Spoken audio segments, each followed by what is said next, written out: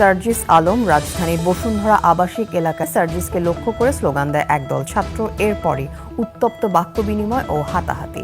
নতুন ছাত্র সংগঠন হবে, আজকে আমাদের ইচ্ছা মতো মেরে দিলেন। সবাই রাজুতে আয়, সবাই রাজুতে আসো, সবাই রাজুতে আসো।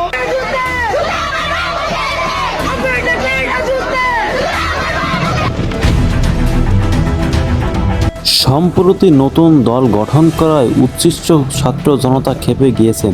খেপে গিয়ে সার্জিসের উপর হামলার পরে এক পর্যায়ে দেখা যাচ্ছে যে কেউ একজন সার্জিসের উপর হাত তুলেছে এবং এটির পরে হাসনাত তখন সঙ্গে সঙ্গে বলল সবাই রাজুতে আসো। এরপরে তো গণমিছিল শুরু হয়ে গেল এবং সেখান থেকে হাসনাত যত দ্রুত সম্ভব চলে আসলেন। পরবর্তীতে কি হয়েছে চলুন মূল ভিডিওটি দেখানো যাক। লাশ পড়ে আছে, তাহলে এখনো আমার ভাই কাতরাচ্ছে।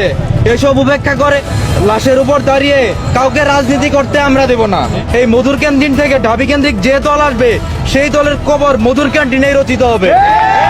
জুলাই আন্দোলনের পর জনগণের যে বিশ্বাস আস্থা ছাত্রদের প্রতি যে তৈরি হয়েছিল তা পাবলিক ইউনিভার্সিটি স্টুডেন্ট, ঢাকা সিন্ডিকেটের স্টুডেন্টের কারণে তা জনগণ আজ আস্থা হারিয়ে ফেলেছে। রামপুরা, বাড্ডা, মিরপুর, ইসিবি সব জায়গায় শত শত লাশ পড়ছে, তবুও আমরা এই রাজপথ ছাড়ি নাই। অথচ কোথাও আমাদের স্বীকৃতি দেয় নাই, আমাদের আমাদের আহতদের ঠিকভাবে কেয়ারও নেয় নাই। অথচ তারা এই প্রাইভেটকে উপেক্ষা করে নতুন সংগঠনের ঘোষণা আসে মধুর ক্যান্টিন থেকে, যেখানে সরকার পতন আন্দোলনের কিছুই হয় নাই। এই মধুর ক্যান্টিন থেকে ঢাবি কেন্দ্রিক যে দল আসবে সেই দলের কবর মধুর ক্যান্টিনেই রচিত হবে।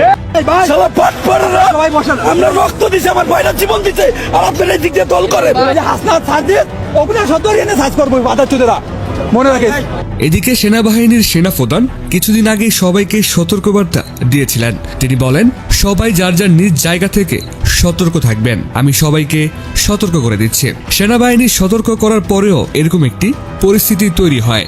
আমি আপনাদের সতর্ক করে দিচ্ছি, পরে বলবেন যে আমি সতর্ক করিনি, আমি আপনাদের সতর্ক করে দিচ্ছি। এদিকে এই বিষয় নিয়ে মুখ খুলেছেন সমন্বয়ক সার্জিস আলম। কি বলছেন তিনি, চলুন শুনে আসি। পুরো ছাত্র দল মানে একটা দল হিসেবে এটা করেছে, এটা কিন্তু আমি কোথাও বলিনি। বরং এটা বলা হয়েছে যে ছাত্র দলের একদম সেন্ট্রাল পোস্টে আহমেদ শাকিল যিনি আছেন, তিনি সেই জায়গায় ইচ্ছাকৃতভাবে এই বিব্রতকর এবং অস্বস্তিকর পরিস্থিতিটা তৈরি করেছেন। এবং আপনারা যে ভিডিওটা দেখেছেন যে এখানে হাতাহাতির ঘটনা আছে, এটা কিন্তু আমি চলে আসার পর।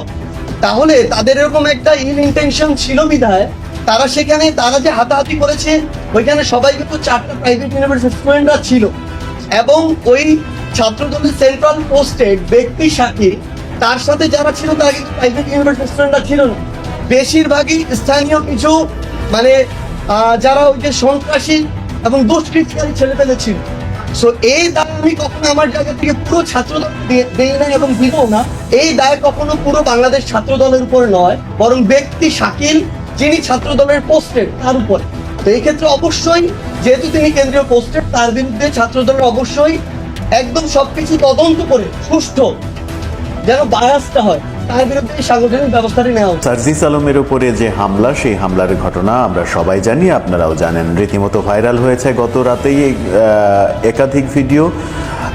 একটা ভিডিওতে স্পষ্ট দেখা যাচ্ছে সার্জিস আলমকে গলা ধাক্কা দিয়ে গাড়ির সঙ্গে গাড়ির পাঁজরে তাকে চেপে ধরা হচ্ছে, সেটাকে নিয়ে হট্টগোল। এবং পরবর্তীতে আরও একাধিক ভিডিও সামনে আসে এবং ঢাকা মেডিকেল কলেজের ভিডিও থেকে জানা যায় সেই ঘটনায় সার্জিস আলমের পক্ষের একজন গুরুতর জখম হয়েছে এবং তার পিঠে 14টা সেলাই লেগেছে। এই ঘটনা কেন হলো, কেন ঘটলো, কারা ঘটালো কারা, দোষ দেয়া হচ্ছে কাদের, সেই আলোচনা তো রয়েছেই। পাশাপাশি সদ্য পদত্যাগকারী উপদেষ্টা নাহিদ ইসলাম দেশে আইন শৃঙ্খলা পরিস্থিতির উন্নতি হয়নি, জননিরাপত্তা নিশ্চিত হয়নি, এটা স্বীকার করলেন এবং স্বীকার করে সরকারকে বিপদে ফেলে দিলেন কিনা। বলছিলাম সার্জিস আলমের মার খাওয়ার ঘটনা। সার্জিস আলমকে এক প্রকার আক্রমণ করা হয়েছে, তাকে আঘাত করা হয়েছে এবং তার পক্ষের একজন তিনিও প্রাইভেট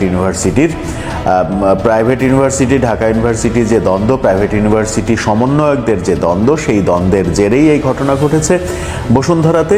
সেটা মোটামুটি একেবারে দিনের আলোর মতো স্পষ্ট, সেই ব্যাপারে কোনো সন্দেহ থাকার কোনো কারণ নেই।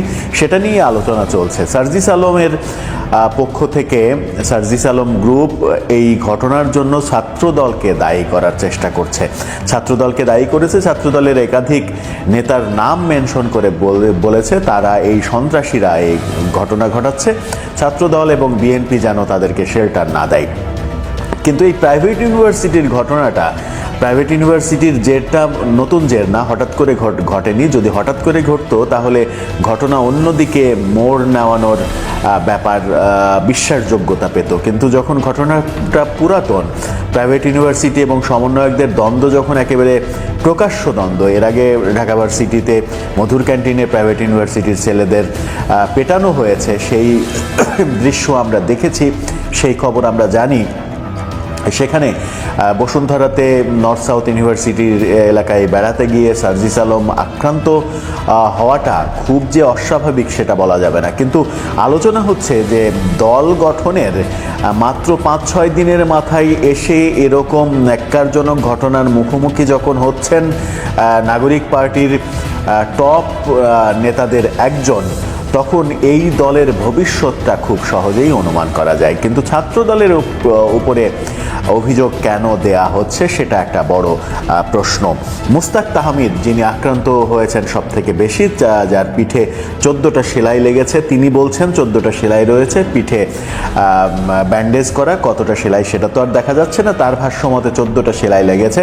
তো একজন মানুষের যদি 14টা সেলাই লাগে, সেই মানুষ বীর দর্পে হাসপাতালের গেটের বাইরে এসে দাঁড়িয়ে কিভাবে ঘন্টার পর ঘন্টা সংবাদ মাধ্যমের সঙ্গে কথা বলেন, নাম্বার 1 এটা একটা প্রশ্ন। তারপরে আজকে আবার তিনি বেশ সাজুগুজু করে নতুন পাঞ্জাবি পরে সাংবাদিক সম্মেলন করলেন, সেটা কিভাবে সম্ভব? তার তো হাসপাতালে থাকার কথা, 14টা সেলাই যদি লেগে থাকে তার হাসপাতালে থাকার কথা।